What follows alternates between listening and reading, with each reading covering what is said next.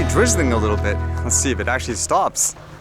And what did I read today? I guess this was kind of interesting. That area I was in before, there was virtually no cell phone service. It makes you wonder, what do you do in case of an emergency and stuff like that? Well, this one's kind of interesting. It says, take a look at aT&T's flying cows, drones that return cell services to Hurricane Ida hit Louisiana.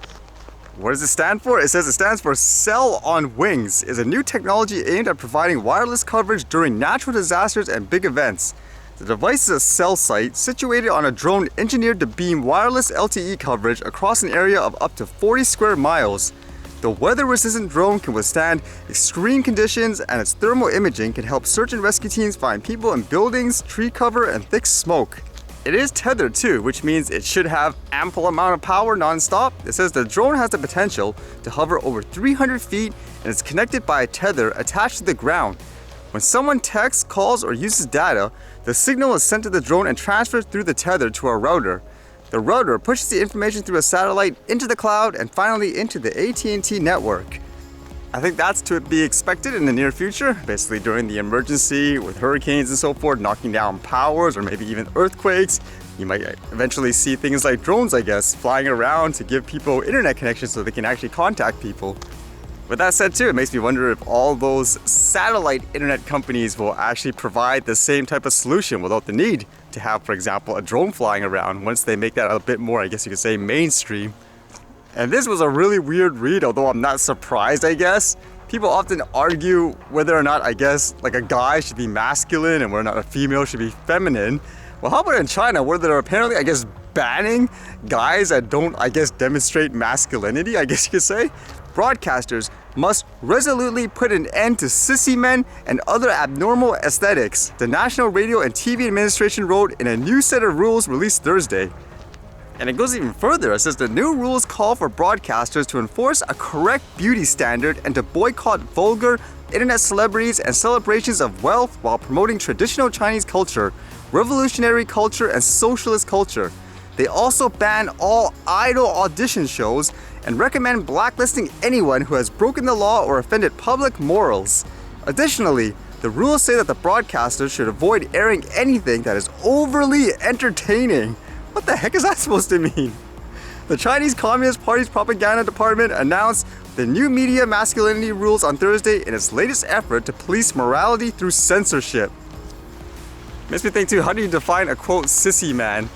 I mean, a funny example of me recently where there was a kid trying to play fight me, and I come across, I guess for most people, as really calm, relaxed, like tape animals and stuff like that. So when he tried play fighting me, because I have a martial arts background, I would constantly show, hey, you tried to punch me before he even gets to me, bang! Like I would have already hit him in the face, hit him like what, 3 times and all that, put him on holds.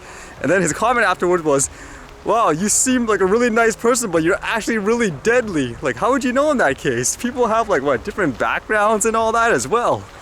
As ridiculous as this sounds too, it just reminds me of so many topics where people are for taking away other people's rights just because I guess it's something that they don't do or they're not interested in. I would say it starts like this, little by little. First they take this away, then that away. That's why for anyone who ever says anything in various topics saying, yes, get rid of these guys, etc., etc., man, this is what you're basically promoting in my opinion. So you gotta be a little bit more open-minded and seeing the long term. What does it truly mean when you, I guess, advocate that certain groups or whatever should be banned, so to speak, if they're not doing anything wrong? I think for myself, that's usually what helps me see all sides of perspectives and trying to be neutral, for example, as opposed to immediately prejudging people. Or let's just say in this case, if there was like a law like that, I'm not going to immediately say, yes, get rid of all those people, etc., because it doesn't affect me. You got to kind of look at the bigger picture, like here. Would you like to have restrictions like that in relation to something that's, I guess, related to you per se? Like, it's not right in that case, in my opinion.